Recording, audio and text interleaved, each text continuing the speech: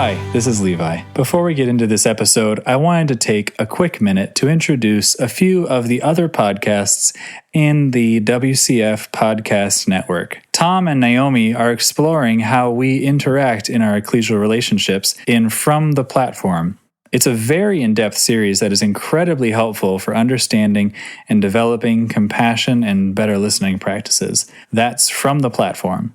Sam Taylor from Cleveland, Ohio, produces weekly devotionals in Pause to Consider. Think Mr. Rogers meets Fireside Chat. I love Sam's humble style and think every episode is fantastic. You can find both of those wherever you get your podcasts or on our website at wcfoundation.org. Now, here's the show. Welcome back, everybody, to A Little Faith. This is a podcast produced by the Williamsburg Christadelphian Foundation. This episode is an interview with Matt and his wonderful grandmother, Vivian. They are going to explore together her moments of faith and where faith has taken her in her life, and what faith means to her now. Make a cup of tea, listen, and enjoy. You know, I cannot remember when I didn't have faith. My parents were very faithful people, and I cannot remember when I didn't believe in God, when I didn't believe in His promises. And when I was just a child, I lived on a farm, and we were rather isolated in many ways. But I remember sitting on a porch step as a child, and I would look up into the stars at night when it had gotten dark, and I would ask myself, where does God dwell? Where is His dwelling place? And I was only a child, and that I wondered in all that universe, where did He dwell? Rather a strange question for a child, probably. Where did He dwell? Where did Jesus sit at His right hand?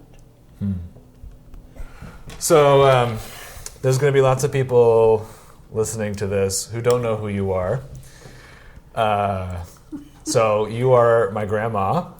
I'm a very old farm woman, is what I am. So where did you grow up? I grew up on a farm in southern Minnesota, about 80 miles west of Minneapolis. I had four parents. My father and his brother each married, and they raised their 7 children as one family. So it was as though I had 4 parents, and my aunt was really the disciplinarian in the family, and my mother seemingly totally approved. So it was a full house, is what you were saying. It was a very full house in a very humble home that wasn't very large. But it was not chaos, because my aunt was quite strict. She kept a tight ship. She ran a tight ship, and when she spoke, we children listened. And how did you said you can't remember a time where faith wasn't important to you? Can you remember when faith first got introduced to you, or when it kind of clicked in and made sense? The faith came to my grandparents in kind of a strange way. My grandfather was born in Sweden, my dad's father, and he left there about 1875 because the last church record in Sweden was one word, and that was starvation. His family, except one sister who lived in Stockholm, and was married. His family had already left for this country, and apparently my grandfather was more or less destitute, so he jumped ship as a stowaway, and by the time the captain found him, he couldn't send him back, so my grandfather worked with the crew across the Atlantic and disappeared into New York City with the crew and somehow made his way to Minnesota. He was married around 1880, and he and his wife, with a baby, went west to South Dakota in an ox cart. And they lived there until 1897. My father said there were no trees, and they burned corn stalks for warmth, and corn stalks burn very quickly. So then, in the fall of 1897, the whole family, which would have been about 7 children, left in a covered wagon for Missouri. My father said his 2 older brothers helped hunt along the way. And they came to either Kansas City or St. Louis. I'm not sure which. But in the spring, in 1898, the whole family went in a boxcar back to Minnesota and settled on a farm near a little town called Hector, probably 300 or 400 people. And in this little town was a storekeeper. His name was Lemuel Griffin. And he had come from New York City, or New York State, and he and his wife settled in a town about 25 miles from Hector, but his wife died. So Mr. Griffin moved on to Hector and opened a store. So when my parents got there, my grandparents, they met Mr. Griffin. And somehow, Mr. Griffin understood the gospel as we do, and he taught my grandparents, and they were baptized. So after traveling thousands of miles, my grandfather settled in a place where there was a man who understood the gospel, and that's how my grandparents were baptized. So that's quite a remarkable story. Yes. And who Mr. Griffin had been in contact with in New York State, I know nothing more about him, but apparently he had been in contact with someone, whether it was Robert Roberts, whether it was John Thomas, who understood the gospel. And he carried it west with him to the town near where my grandparents lived. So that to me is absolutely remarkable that my grandfather had traveled literally from Sweden to Minnesota to South Dakota to Missouri back to Sweden, thousands of miles, and there was someone who understood the gospel. God's hand. And then do you remember learning about God from your grandparents, or do you remember learning it from your parents? I don't remember my grandparents. I remember my grandfather slightly. I don't remember my grandmother, because I was born in 1925, and she died, I think, in 1928. Grandfather may have lived a year longer. But I grew up more or less in isolation. But my mother would read the scriptures to the children. And I grew up with no electricity, no radio. We had a day-old newspaper. But one thing my grandparents, or my father and mother and aunt and uncle did, was they talked about their faith all the time. they always talked in the grim days of the Depression, Great Depression. They would talk about that in the kingdom things would be different. So I grew up hearing about God's promises all the time from my foreparents. And I think that's much more difficult now when people have so many more electronic things to use. But my foreparents talked all the time about their faith. That even though things were very hard in the Great Depression, it wouldn't always be that way when the Savior returned. Yeah, so this was this was a long time ago, the Great Depression. Can you talk a little bit more about what you remember as your life during the Great Depression, and maybe what was maybe hard about growing up at that time? People lived very simply. I remember we children never had a toy box. We wouldn't have had enough toys to put in a toy box. But as a child, I remember I wanted a doll with hair so badly, but I never would have asked for it because somehow children understood that no one had any money. So I think there was a sense of being satisfied with what you had because you had no money to do any differently. So everyone was poor. But people were very neighborly. They would help one another out.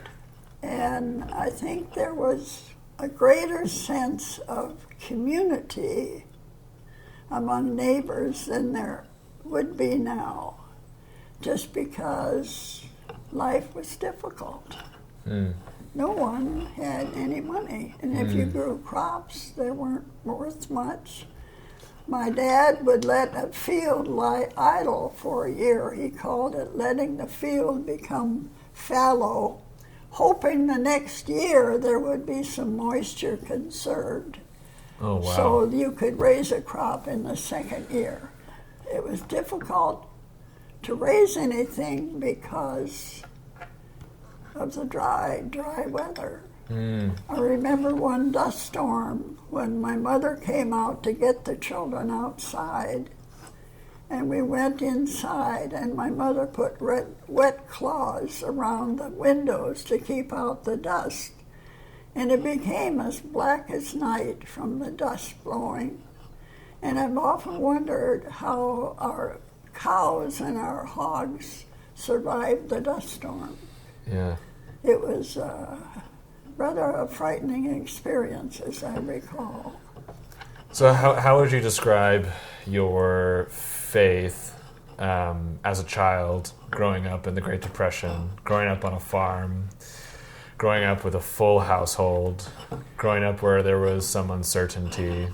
You know, everyone was really in the same situation. All farmers were struggling.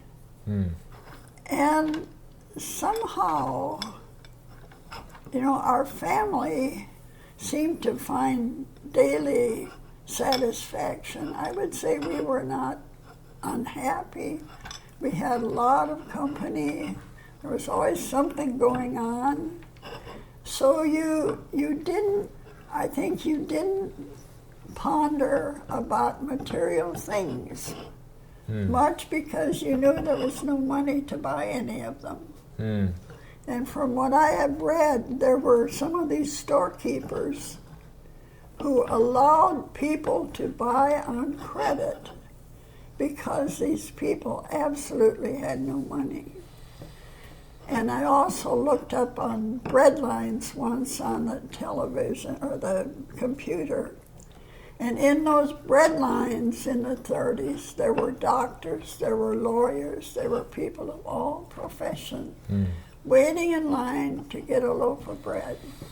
So it was not only on the farms, but in the cities where the Depression was very, very great. But we always had lots to eat because my my mother and my aunt would raise a huge garden, and they would can, just all cans so much. So we always had a full cellar of canned fruits and vegetables. We had a fairly nice orchard that my grandfather planted, different kinds of apples. And in Minnesota, you could raise wonderful potatoes. So we had a bin in our cellar just for potatoes. So we always had enough. But I don't know if that was necessarily true for people in the cities, whether they always had enough food. It was a pretty grim time. So do you feel like your faith like lifted you out of that in some way, or for our family, I think it did, because my 4 parents always looked beyond the huge problems of the day. They looked beyond to the coming of Christ and the kingdom of God, when things would be different. So they were able to kind of lift themselves out of being so depressed by their faith. And did that apply to you too? Was the kingdom like a reality for you? Oh, from my childhood, the kingdom has always seemed very real. Even as a child, I asked my father when I was maybe 7 how long it would be until Jesus returned. It was that real to me. Tell me a little bit about meeting Grandpa and how faith played a part in that. In meeting Herman, I had gone to college 1 year, a Bible college. Then I went home and I had absolutely no plans whatsoever. I just drifted along. My mother had not ever been very well. I grew up with the fear that she would die. But my father encouraged me to stay home and help my mother. And by that time, my aunt and uncle had moved into town, but I still had 3 brothers at home. So I drifted along, and in December, I received a letter from your grandpa, Herman. December of what year? That would have been in 1940, end of 1944. And he was a conscientious objector during World War II. And he served in Michigan, and he served, I think, 3.5 years. And part of his service was for the University of Minnesota. Anyway, your grandpa wrote to me and wanted to meet someone from Minnesota because he didn't know anyone. But the reason he wrote to you was because he saw my picture in a group photo because I had gone to a Bible college the year before, and he noticed I was from Minnesota. So he looked in the top right, saw my picture. saw your picture, out of all these other women in the photo, looked at the bottom and saw your name, and then wrote you. And wrote me, and he had met my cousin in Minnesota, my cousin Grace.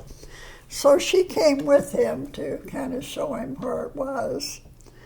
And he came. By that time, we had a small church, and he came on Bible study night. And I remember my parents had my cousin and your grandpa come out afterwards for a little lunch, and then they drove back about 80 miles to Minneapolis.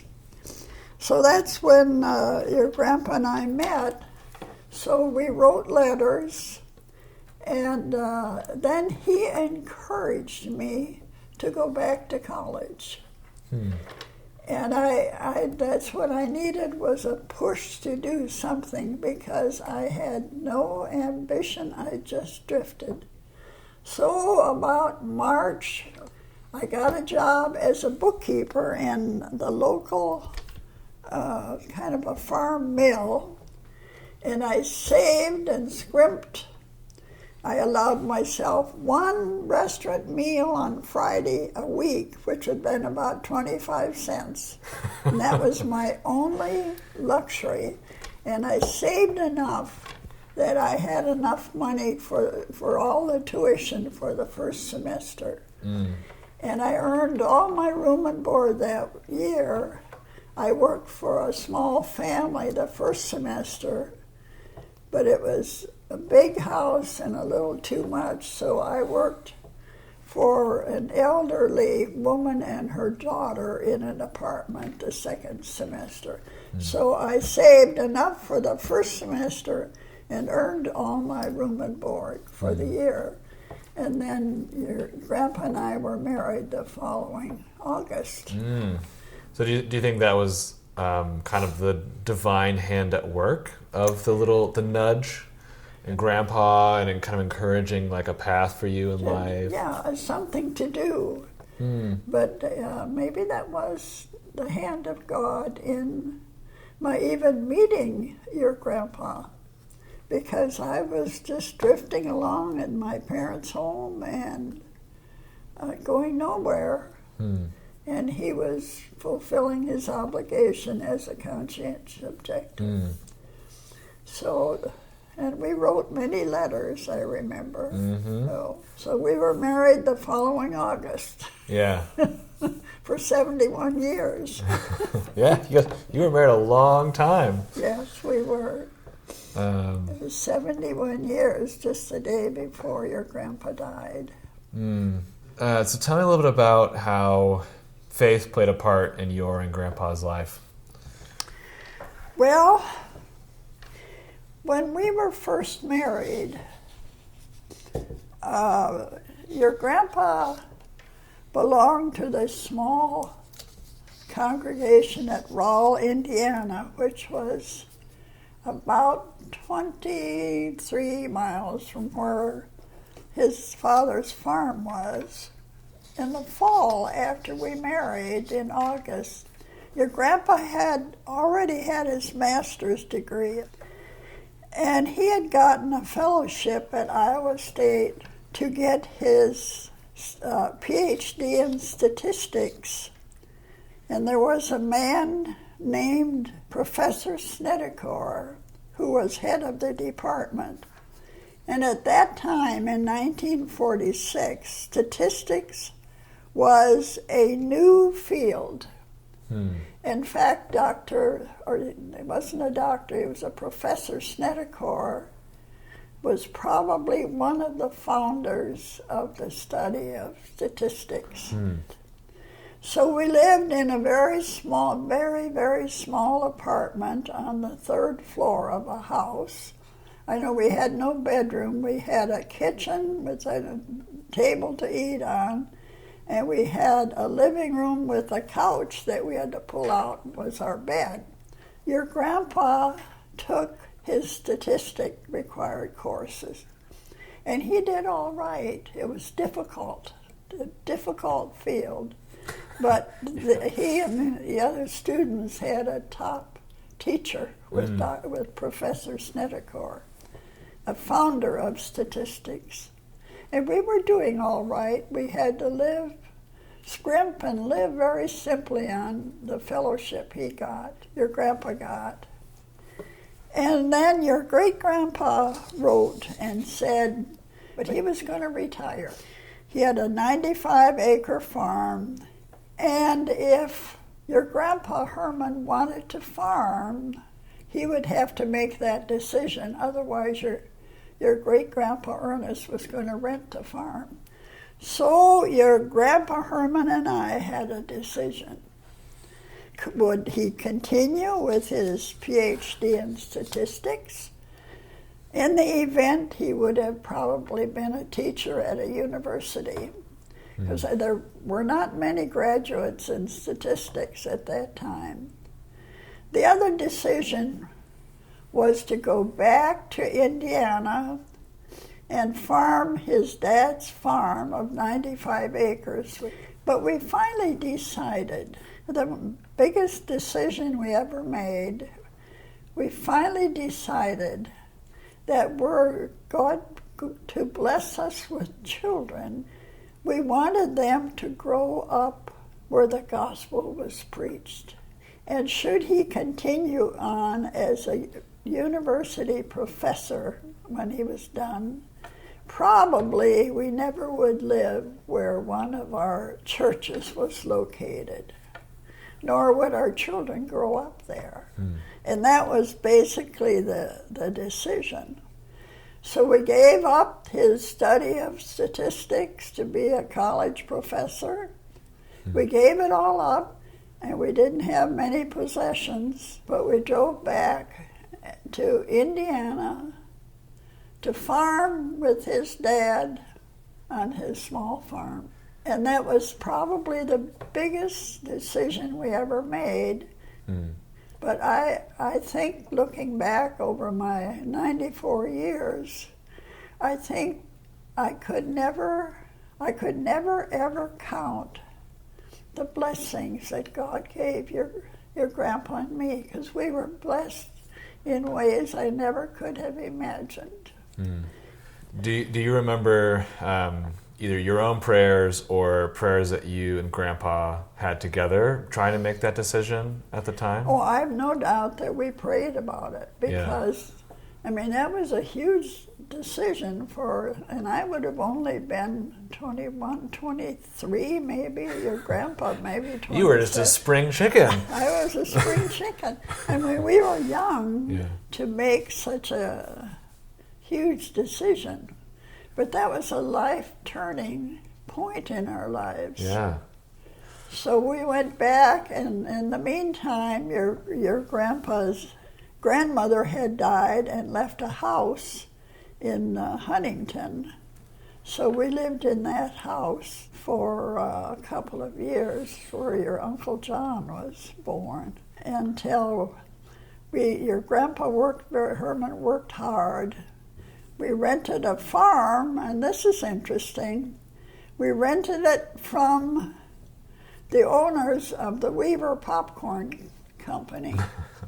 And I raised chickens, and old Mr. Weaver, who started the company, and his wife used to come and buy eggs from me. And they had feeding cattle, I remember, there, and that's where we lived for a couple of years. So once you moved back to Indiana with all your possessions that fit in your car. Which fit in our car, and our car was not crowded. Once you got there, did you have any kind of second thoughts? Like, oh, this is the wrong decision? In a strange way, that's a good question. Because we had made a completely different way of life for us. And I don't ever remember looking back and wishing that your grandpa had continued on with his degree. And I don't think he ever did. And he worked very, very hard.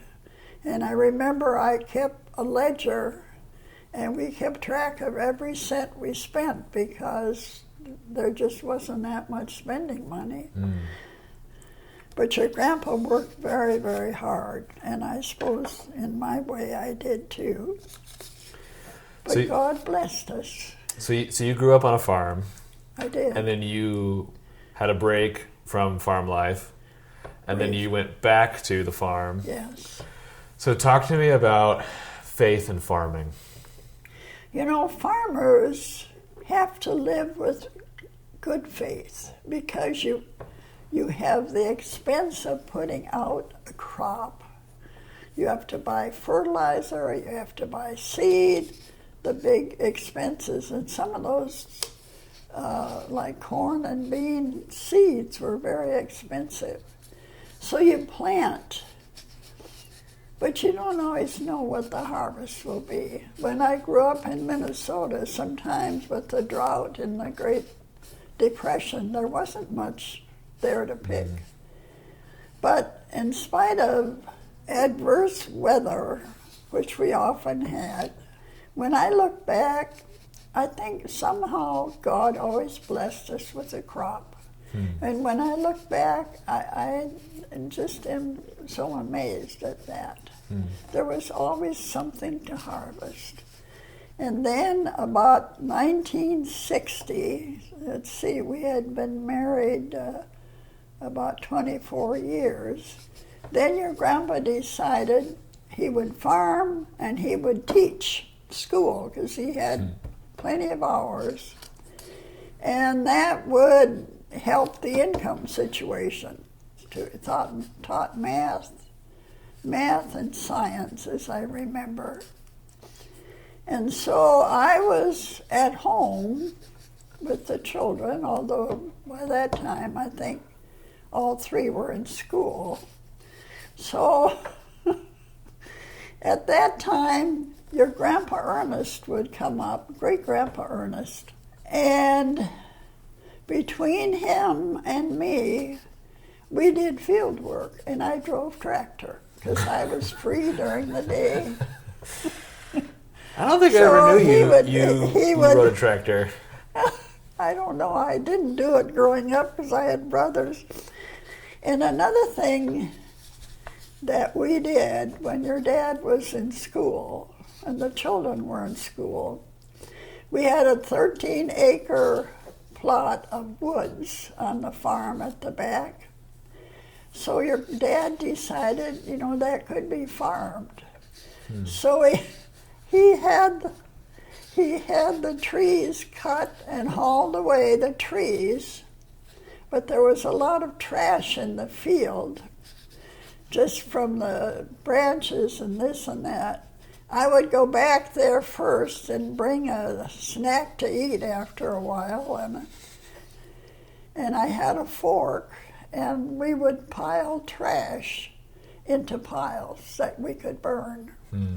And your grandpa would come and he would help some. But I worked back there day after day on those 13 acres. So I'd say I'm an old farm woman. Yes, I think, yes, that is an accurate description. Yeah. How many grandkids do you have? Grandkids, great-grandkids? I have 8 grandchildren and 10 great-grands. Oh, my word. And I have 2 great-grandchildren whom I love just as much, but I've never seen because they live in Australia. So, my family is spread out, but in every prayer I pray for God's children, that He will be with them.